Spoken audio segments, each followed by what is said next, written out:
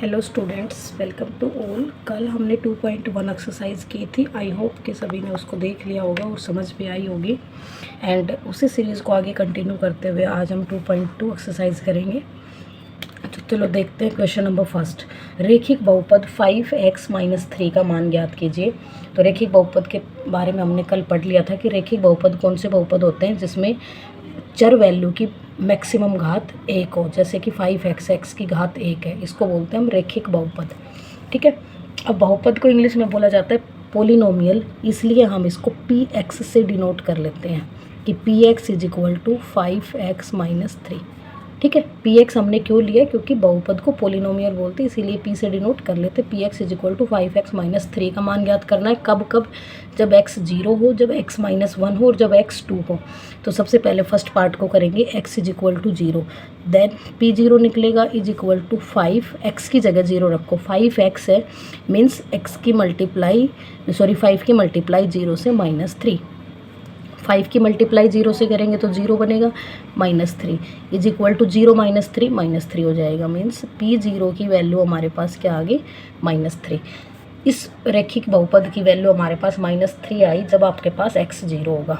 अभी इसी तरह से यहाँ पे px is equal to 5x-3 बहुपद सेम ही रखना है, बस वैल्यू चेंज करनी है। अब हमें रखना है -1 x की जगह, 5 इंटू -1 -3। ठीक है। p-1 की वैल्यू 5 की मल्टीप्लाई -1 से करेंगे तो -5 एंड -3 पहले से ही है इसके साथ। p-1 is equal to -5 -3 same sign add होते हैं तो -8 इज आवर आंसर। अब हमें निकालना है सेम पोलिनोमियल, सेम बहुपद रहेगा, px is equal to 5x-3, but अब हमें x is equal to 2 put करना है। तो p2 की वैल्यू निकालनी है। 5 इंटू एक्स की जगह 2 रखो -3। ये 5x का मतलब है 5 और x आपस में मल्टीप्लाई है। अब p2 is equal to 5 into 2 10 -3, then p2 is equal to 10 -3 क्या हो जाएगा अपने पास 7। ठीक है, फर्स्ट क्वेश्चन। अब हम देखेंगे question number second. Question second में पूछा गया है कि द्विघाती बहुपद 7s² - 4s + 6 का मान ज्ञात कीजिए। तो अब इसमें द्विघाती लिख दिया बहुपद। द्विघाती बहुपद का मतलब जो आपके पास चर वैल्यू होगी, जो वेरिएबल होगा, या फिर आप ऐसे याद रखो कि जो अल्फ़ाबेट होगा कोई भी हमारी जो बहुपद है उसमें, उसकी मैक्सिमम पावर कितनी है। द्विघात का मतलब 2 घात, तो मैक्सिमम 2 घात होनी चाहिए। ठीक है। अब इस द्विघात का हमें वैल्यू निकालनी है, s0 हो, s-3 हो और s4 हो। इन 3 कंडीशंस में हमें निकाल के दिखानी है। तो चलो फर्स्ट पार्ट को करते हैं। सेम इसको भी ps मानेंगे। हमने ऊपर वाले में px माना था क्योंकि वेरिएबल हमें x मिला हुआ था, यहाँ पे हमें s वेरिएबल मिला है, तो हम इस पोलिनोमियल को ps से डिनोट कर लेंगे। ठीक है। ps is equal to 7s² - 4s + 6।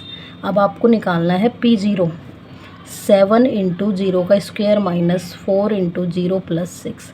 अब आप 0 की मल्टीप्लाई करो या स्क्वायर करो तो स्क्वायर भी 0 रहेगा, और 0 की मल्टीप्लाई 7 से होगी तो 0, -4 की मल्टीप्लाई 0 से 0 + 6, 0 - 0 तो 0 ही रहेगा। Then p0 is equal to 6 आ जाएगा अपने पास। सेकेंड पार्ट देखेंगे, इसमें भी आप रखेंगे ps is equal to 7s² - 4s + 6। p-3 की वैल्यू निकालनी है। ठीक है। तो 7 इंटू -3 का स्क्वायर -4 इंटू -3 + 6। हमने सिर्फ क्या किया है, जहाँ जहाँ s है ना वहाँ पे -3 रखा है। Then p-3 is equal to 7 into -3 का स्क्वायर 9 हो जाएगा, -4 एंड 3 की मल्टीप्लाई -12 होगी, माइनस और बाहर है तो प्लस का 12 बनेगा। इन दोनों की मल्टीप्लाई -12 आएगी, एक माइनस हमारे पास यहाँ है तो +12 हो जाएगा, +6। p-3 इज इक्वल टू 9 7 जा 63 +12 + 6, सभी को ऐड कर देंगे तो p-3 हमारे पास आ जाएगा। ऐड करेंगे 3 एंड 2 5 एंड 6 11, 1 आएगा, 1 कैरी जाएगा, 8 7 8 81 आ जाएगा हमारे पास। ठीक है। 81 is your answer. Then part number 3 देखेंगे। पार्ट 3 भी इसी तरह होगा same. P S is equal to 7s² minus 4s plus 6। Then P S अब की बार क्या होगा, P4 is equal to 7 into 4² minus 4 into 4 minus 6 नहीं plus 6। P4 is equal to 7 into 4 का स्क्वायर 16 हो जाएगा हमारे पास, minus 4 into 4 16 plus 6। P4 is equal to 7 की मल्टीप्लाई 16 से करेंगे तो 7 42, 42 का 2 आएगा, 4 कैरी जाएगा, 7 एकम 7 और 4 11, ठीक है, माइनस 16 प्लस 6। यहाँ से आप करोगे तो आपके पास 10 बचेगा और 10 इसमें से जाएगा आपके पास तो 102 बच जाएगा। 112 माइनस 16 करोगे आप तो आपके पास 96 आएगा और 96 में 6 ऐड करोगे तो 102 हो जाएगा, ठीक है। आई थिंक ये क्वेश्चन आपको समझ आ रहे होंगे। हमें इनमें कुछ भी नहीं करना, जो भी वैल्यू गिवन है उसको सिर्फ हमारे बहुपद में पुट करना और सोल्व करना है, जो भी मल्टीप्लाई होगी बस प्लस माइनस साइंस का ध्यान रखना है हमें। देन क्वेश्चन नंबर 3 देखिए। क्वेश्चन नंबर 3 में बोला गया है सलील की माँ की वर्तमान आयु से 3 गुना है, बट हमें सलील की वर्तमान आयु ही नहीं पता। इसने बोल दिया कि सलील की माँ की वर्तमान आयु उससे 3 गुना है, बट हमें तो सलील की नहीं पता। जब भी मैथ्स में कुछ नहीं पता होता तो हम क्या करते हैं, मान लेते हैं। माना सलील की वर्तमान आयु x वर्ष, x साल, हमें नहीं पता कितने साल का है, हमने x साल मान लिया।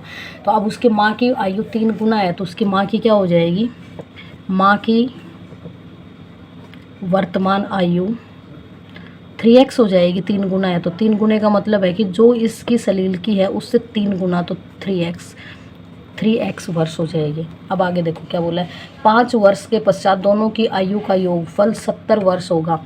तो 5 वर्ष पश्चात 5 साल के बाद दोनों की आयु क्या होगी, सलील की तो x प्लस 5 हो जाएगी, ठीक है, और उसकी माँ की 3x प्लस 5 हो जाएगी, और इन दोनों का योगफल मतलब जोड़ इज इक्वल टू हमें 70 साल दे रखा है। 5 वर्ष के पश्चात दोनों की आयु का योगफल 70 वर्ष हो जाएगा, ठीक है। तो योगफल 5 साल, अगर आज सलील x वर्ष का है तो 5 साल बाद 5 साल और बढ़ जाएंगे तो x प्लस 5 हो जाएगा। उसकी माँ आज के दिन 3x साल की है, 5 साल बाद उसमें 5 और ऐड कर देंगे। इन सब का एडिशन 70 के बराबर हमें दे रखा है। ऐड करो आप, x और 3x 4x हो जाएंगे, 5 प्लस 5 10 हो जाएगा इज इक्वल टू 70। 4x हमारा इधर रहेगा, 10 उस साइड जाके माइनस होगा तो हमारे पास बचेगा 60। देन वैल्यू x की चाहिए तो 60, ये वाला 4 यहाँ मल्टीप्लाई में इधर आके डिवाइड में आएगा, और 15 4 जा 60 होता है। तो हमारे पास आंसर आया 15x की वैल्यू। अब x हमने किसकी मानी थी, सलील की मानी थी। तो 15 वर्ष का है आज के टाइम में सलील, ठीक है, एंड उसकी माँ कितनी हो जाएगी, 3 इंटू 15 45 वर्ष के उसकी माँ हो जाएगी अभी के लिए। अब आप ये देखो कि आज के दिन 15 साल का है, उसकी माँ 45 साल की है, तो दोनों का टोटल हमारे पास 60 वर्ष हो गया, और टोटल 70 वर्ष दे रखा है 5 साल बाद। तो 5 साल बाद सलील की आयु में भी 5 ऐड हो जाएगा और उसकी माँ की आयु में भी। तो यहाँ सलील 5 साल बाद 20 साल का हो जाएगा और उसकी माँ 50 साल की हो जाएगी। देन 50 प्लस 20 70 वर्ष हमारे कंप्लीट हो जाएंगे, जो अकॉर्डिंग टू क्वेश्चन स्टेटमेंट दी गई है। देन अब करेंगे क्वेश्चन नंबर 4। क्वेश्चन नंबर 4 को देखिए। 4th में दिया गया है 2 धनात्मक पूर्णांकों का अंतर 63 है। 63 2 धनात्मक पूर्णांक है। धनात्मक पूर्णांक मतलब प्लस की वैल्यू लेनी है दोनों ही। दोनों पूर्णांकों का अनुपात दे दिया 2:5। दोनों पूर्णांक ज्ञात कीजिए। पूर्णांकों का अनुपात दे दिया, अनुपात से हम पूर्णांक मान लेंगे। माना पहला पूर्णांक इज इक्वल टू 2x हो जाएगा, क्योंकि इनका अनुपात अगर दिया है तो ये जो पहला पूर्णांक होगा ये 2 का मल्टीपल होगा, 2 का गुणांक होगा ही होगा। माना दूसरा पूर्णांक इज इक्वल टू 5x हो जाएगा। जो अनुपात है उसी के साथ हमने x मल्टीप्लाई करके दोनों पूर्णांक मान लिए, और बोला गया है कि दोनों धनात्मक पूर्णांकों का अंतर 63 है। तो अंतर कर दो दोनों का, 5x minus 2x is equal to 63। According to question, प्रश्न के अनुसार हमने कर दिया जो क्वेश्चन में बोला गया था। अब 5x - 2x 3x हो जाएगा अपने पास 63। x की वैल्यू निकालेंगे तो 63, ये वाला 3x के साथ मल्टीप्लाई में इधर आके डिवाइड में आएगा। 3 2 जा 6, 3 1 जा 3, x is equal to 21।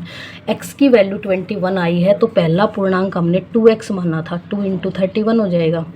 And दूसरा पूर्णांक हमने 5x माना था तो 5 × x की वैल्यू 21 आई है तो 21 से मल्टीप्लाई कर देंगे।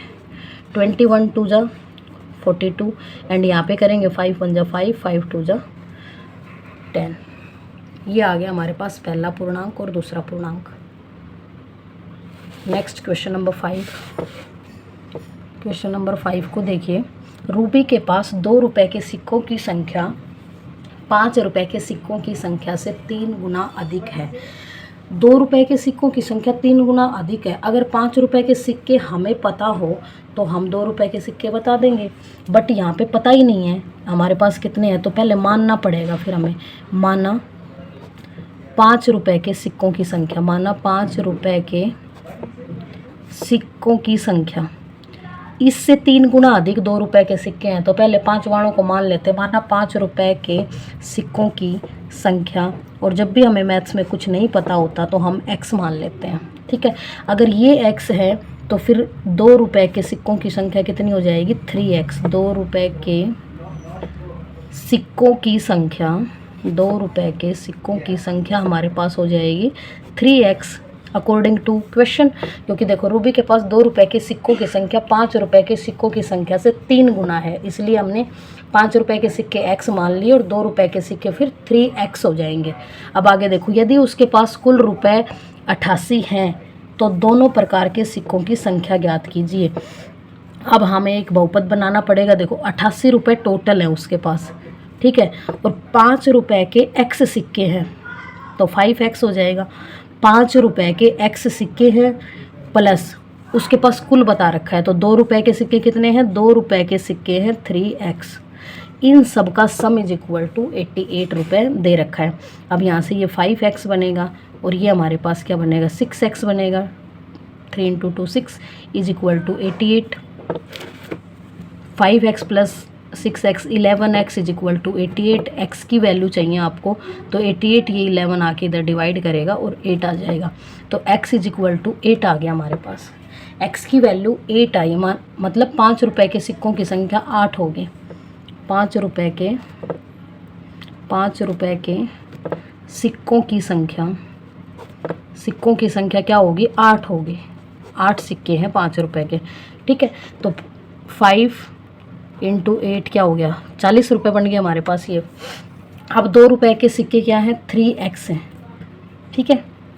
3x हैं हमारे पास 2 रुपए के सिक्के, तो 2 रुपए के सिक्कों की संख्या, 2 रुपए के सिक्कों की संख्या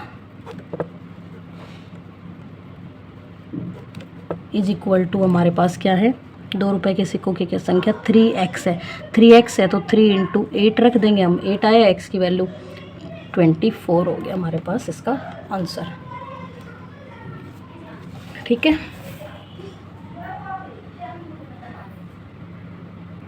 नेक्स्ट देखेंगे अब क्वेश्चन नंबर 6। क्वेश्चन नंबर 6 है हमारे पास।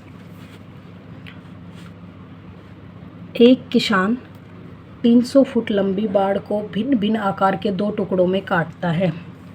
अब इसके पास 300 फुट, मान लीजिए ये है 300 फुट कोई बाड़ है, ठीक है।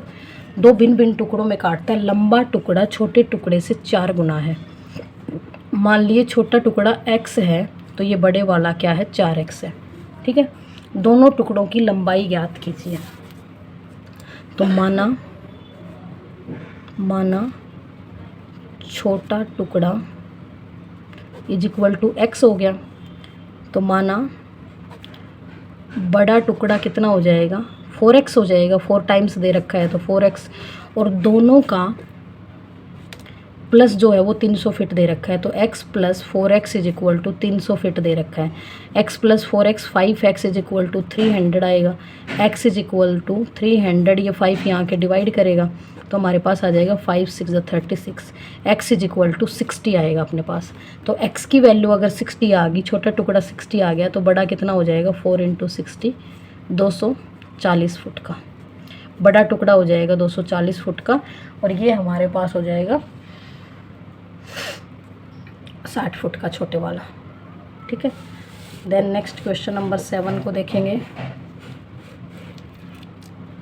क्वेश्चन नंबर 7 है हमारे पास, यदि एक आयत की लंबाई और चौड़ाई, आयत बना लो, एक आयत की लंबाई और चौड़ाई की बात की गई है, 2 गुने से 3 अधिक है। यदि आयत की जो लंबाई है वो जो चौड़ाई हम मानेंगे उसके 2 गुने से 3 अधिक होगी, तो और उसका परिमाप दे रखा है, परिमाप मीन्स सारी बाउंड्रियों का प्लस, परिमाप दे रखा है आपको 24 सेंटीमीटर। हमें लंबाई और चौड़ाई ज्ञात करनी है, तो मानना पड़ेगा, जब पता ही नहीं है तो माना चौड़ाई is equal to x centimetre मान ली हमने। तो लंबाई हमारे पास हो जाएगी अकॉर्डिंग टू प्रश्न, यदि आयत की लंबाई उसकी चौड़ाई से 2 गुना, चौड़ाई से 2 गुना से 3 अधिक है, तो इस तरह से आपका एक व्यंजक बनेगा। चौड़ाई हमने x मानी, लंबाई चौड़ाई के 2 गुने से 3 ज़्यादा है, तो ये हमारे पास आ गया 2x + 3 सेंटीमीटर आ गया। ठीक है, अब हमें निकालना है, और परिमाप गिवन है, और परिमाप का हमें ये पता होना चाहिए कि आयत का परिमाप होता क्या है। आयत का परिमाप इज इक्वल टू हमारे पास होता है 2 गुना लंबाई प्लस चौड़ाई, लंबाई प्लस चौड़ाई। ठीक है, अब परिमाप गिवन है 24 इज इक्वल टू 2 × लंबाई हमें पता है 2x + 3 है, प्लस चौड़ाई x है। 24 इज इक्वल टू 2 × अंदर 2x + x 3x हो जाएगा +3। अब 2 की अंदर मल्टीप्लाई करेंगे 24, 2 की यहाँ करेंगे 6x और 2 की यहाँ करेंगे +6। 6 को इधर ले आओ, 24 ये 6 इधर आके माइनस होगा, यहाँ पे बचेगा 6x। 24 में से यहाँ पे 18 बचेगा 6x। हमें x की वैल्यू चाहिए, तो ये 6 18 को जाके डिवाइड करेगा, 6 3 × 18, 3 सेंटीमीटर हमारे पास x की वैल्यू आ गई, जो कि हमारे पास क्या थी, चौड़ाई थी, जो 3 सेंटीमीटर आ गई। अब लंबाई निकाल दो इसकी, x की जगह 3 रख दो, 2 × 3 + 3, 2 × 3 6 + 3 9 सेंटीमीटर। ठीक है, 6 + 3 9 सेंटीमीटर हमारे पास क्या आ गई, चौड़ाई आ गई। ये थी हमारे पास 2.2 एक्सरसाइज के 7 क्वेश्चंस का कंप्लीट सॉल्यूशन हमने कर लिया है। आई होप कि आपके पास आपको अच्छे से समझ आया होगा। ठीक है, तो अगर आपको कोई भी क्वेरी हो इस क्वेश्चन से रिलेटेड, तो आप कमेंट सेक्शन में कमेंट कर सकते हैं। एंड किसी ने 2.1 को नहीं देखा है तो आप ज़रूर एक बार 2.1 को विजिट करें। अभी मैं 9th क्लास की एक अलग से प्लेलिस्ट बना दूंगी, उसी में हम डेली वीडियोस ऐड करते हुए जाएंगे। और आपको अगर कोई इससे अलावा भी कोई और क्वेरी हो तो वो भी कमेंट सेक्शन में कमेंट कर सकते हैं आप सिलेबस से रिलेटेड। एंड आपको मेरे ये स्मॉल एफर्ट्स पसंद आ रहे हैं तो do like, share and subscribe my channel. Thanks for watching. मिलते हैं नेक्स्ट वीडियो में।